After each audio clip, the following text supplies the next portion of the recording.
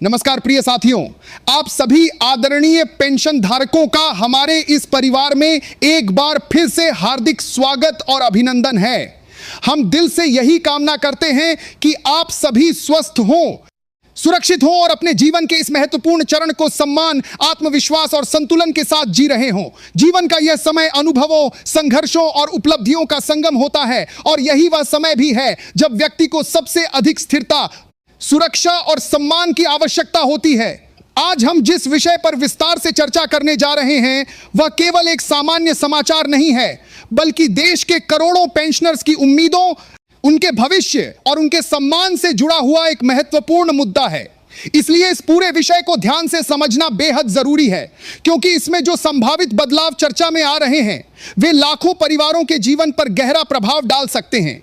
दोस्तों, देश भर में लंबे समय से ईपीएस 95 योजना के अंतर्गत पेंशन प्राप्त करने वाले लाखों पेंशनर्स एक महत्वपूर्ण मांग को लेकर आवाज उठाते रहे हैं। उनका कहना रहा है कि समय के साथ साथ जीवन यापन की लागत लगातार बढ़ती जा रही है। महंगाई का स्तर पहले की तुलना में कहीं अधिक हो चुका है। दवाइयों की कीमतें तेजी से बढ़ रही हैं। गैस सिलेंडर, बिजली, पानी और रोजमर्रा की जरूरतों का खर्च भी लगातार ऊपर जा रहा है। ऐसे में यदि पेंशन की राशि वर्षों तक लगभग स्थिर बनी रहती है तो उसका वास्तविक मूल्य धीरे धीरे कम होता चला जाता है। यही कारण है कि लंबे समय से पेंशनर्स यह मांग करते रहे हैं कि न्यूनतम पेंशन की राशि को वर्तमान आर्थिक परिस्थितियों के अनुसार संशोधित किया जाना चाहिए, ताकि बुजुर्ग नागरिकों को सम्मानजनक जीवन जीने में मदद मिल सके।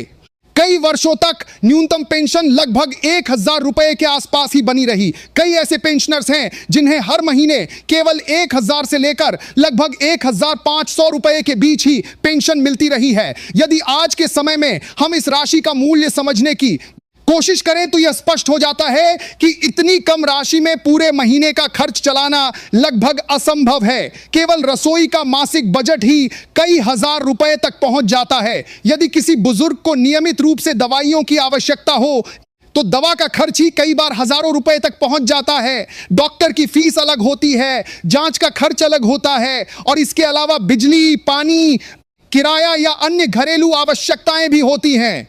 ऐसे में यह प्रश्न बार बार उठता रहा है कि इतनी कम पेंशन में सम्मानजनक जीवन कैसे संभव हो सकता है। इन्हीं परिस्थितियों के बीच जब वर्ष 2026 से जुड़ी संभावित चर्चाएं सामने आने लगी तो देश भर के पेंशनर्स के बीच एक नई उम्मीद की भावना देखने को मिली।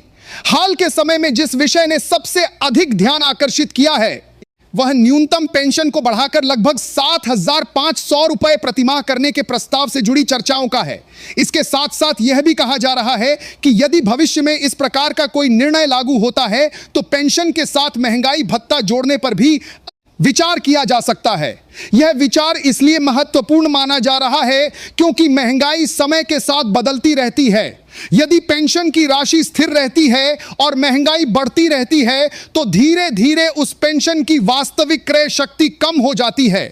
यदि हम कल्पना करें कि जो व्यक्ति अभी तक 1000 या 1500 रुपए में किसी तरह अपना महीना पूरा करने की कोशिश करता रहा है, उसे 7500 रुपए की सुनिश्चित पेंशन प्राप्त होने लगे और इसके साथ महंगाई भत्ता भी समय समय पर जोड़ा जाए तो उसके जीवन में कितना बड़ा परिवर्तन आ सकता है। यह केवल एक साधारण बढ़ोतरी नहीं होगी, बल्कि यह बुजुर्ग नागरिकों के आत्मसम्मान को मजबूत करने वाला कदम भी हो सकता है। कई बार बुजुर्ग लोग अपने छोटे छोटे खर्चों के लिए भी दूसरों पर निर्भर हो जाते हैं, लेकिन यदि पेंशन की राशि पर्याप्त हो तो वे अपने दैनिक खर्चों को स्वयं संभाल सकते हैं और आत्मनिर्भर जीवन जी सकते हैं। महंगाई भत्ता जोड़ने की चर्चा भी इसी कारण महत्वपूर्ण मानी जा रही है, क्योंकि महंगाई कभी स्थिर नहीं रहती। कभी सब्जियों के दाम बढ़ जाते हैं, कभी गैस सिलेंडर की कीमत बढ़ जाती है, कभी बिजली के बिल में वृद्धि हो जाती है। ऐसी स्थिति में यदि पेंशन के साथ महंगाई भत्ता भी जोड़ा जाए और उसे समय समय पर संशोधित किया जाए तो इससे पेंशनर्स को बढ़ती कीमतों के प्रभाव से कुछ हद तक सुरक्षा मिल सकती है। यही कारण है कि लंबे समय से पेंशनर संगठनों द्वारा यह मांग उठाई जाती रही है कि पेंशन को महंगाई से जोड़ने की व्यवस्था बनाई जानी चाहिए। यदि भविष्य में न्यूनतम पेंशन को 7500 रुपए तक बढ़ाने और महंगाई भत्ता जोड़ने जैसी व्यवस्था लागू होती है तो इससे देश के लगभग 70 से 80 लाख पेंशनर्स को राहत मिल सकती है। यह केवल आर्थिक सहायता नहीं होगी बल्कि यह एक सामाजिक संदेश भी होगा कि वरिष्ठ नागरिकों की गरिमा और उनके जीवन स्तर को महत्व दिया जा रहा है, जिन्होंने अपने जीवन के महत्वपूर्ण वर्ष देश की अर्थव्यवस्था को मजबूत बनाने में लगाए, जिन्होंने कारखानों में काम किया, निर्माण स्थलों पर मेहनत की और अपने परिवारों के साथ साथ देश की प्रगति में योगदान दिया, उनके लिए सुरक्षित और सम्मानजनक पेंशन व्यवस्था होना बेहद आवश्यक है।